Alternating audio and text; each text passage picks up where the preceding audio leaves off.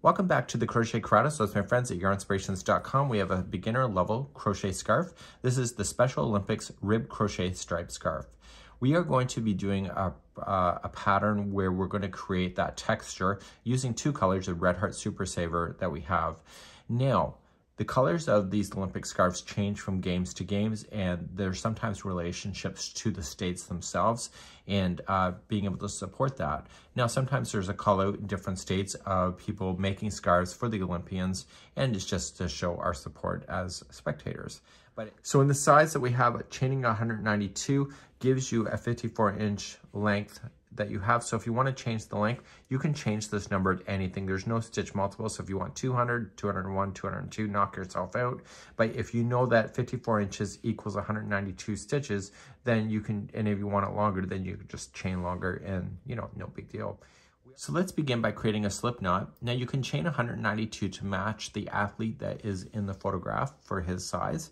And then you can make it any size. So I'm just gonna say I'm gonna chain 12. So either chain 192, any size chain you want. In my case, I'm just gonna do 12. So 1, 2, 3, 4, 5. Go to the size that you want and meet me back here in just a moment.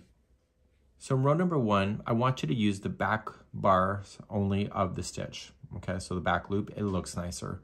And what we're going to do then at this point, and there is no fringe on this, but you can always add it if you want it. And you're just going to half double crochet in each chain all the way across. Okay, so you're gonna go in and keep half double crocheting right to the very end of the chain, and then meet me back here in just a moment.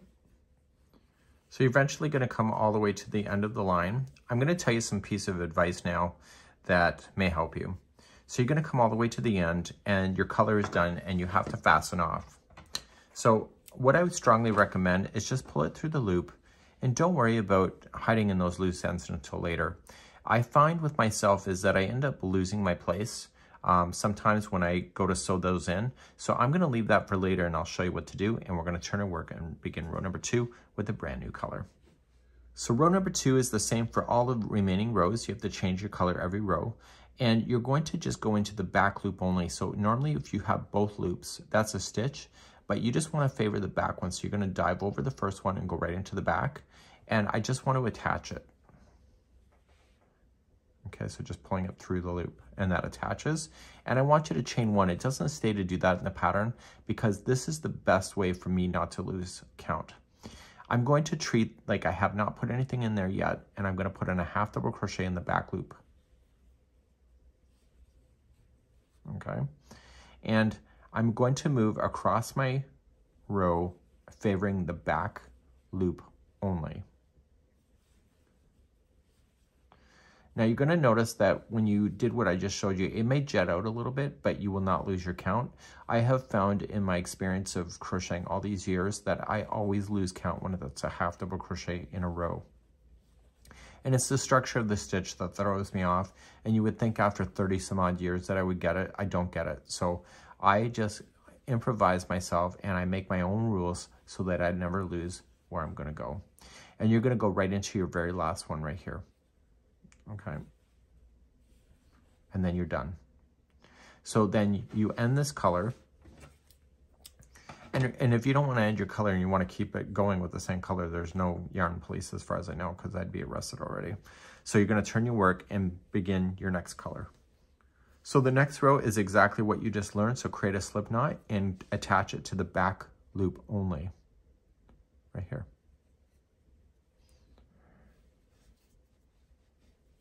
Okay, and just attach. Chain 1 doesn't count as anything, and in the same one, put in the real half double crochet. So usually they say chain 2 counts as a stitch, but not in my world, it doesn't. So I want to continue with the back loops only, and you're creating these texture stripes that the athlete is wearing on the sample. And you're going to go right to the end. If you want a tip of advice and you don't mind it, I would think about going across and back with the same color before changing it, so then you have 2 rows that are the same color. That's basically up to you. So I'm about to hit my special stitch that I'm doing, and my special stitch is the next one. Okay, so this is the top of the first half double crochet that I had. This was the chain 1. And so therefore, you see how it's lined up perfectly. If I would have had a chain 2 there, I would have most likely missed it, even though I'm filming and paying attention. So you finish the color and then you begin the next one. And you're gonna alternate between the 2 colors, or as many colors, or just keep it solid. It doesn't really matter to me what you prefer in your life, but you know, you gotta make your creativity personal. And so you're gonna go into the first one, you'll attach, chain 1, and then you're going to treat each one, including that one, with the half double crochet in the back loop only. So when you do these back loops, it kind of like shows up on the model with this beautiful texture that you have. And I'm going to show you in just a few moments from now on how to weave in your ends with a tapestry needle, because you'll love it. So you're going to continue, and it's only 5 3/4 for the thickness of this. So even though it's not very wide as far as the height is concerned, it's, you know, you got a bit of stitches to get yourself all the way across. And I feel like if you do what I'm suggesting, you're always going to hit the mark on hitting the edge perfectly. So let's just say I'm done and everything's good, honky-dory. If you have to get rid of your loose ends, because you will, I would not use your crochet hook and weave those in. I've done those mistakes a gazillion times in my life in the beginning stages of learning crochet. Grab a tapestry needle, don't be lazy about it, and just run it through the back side. So you can tell that this is the front side because I just finished. So just kind of favor the back of the stitch and go underneath. Don't just go between the yarn strands, but separate the plies themselves, because they will slide out if you're just trying to weave it between the strands. But go and break apart those fibers with that tapestry needle, and you will find that it will look a lot better, and also it will not most likely fall out. Never gonna say never, but that's what you want to do.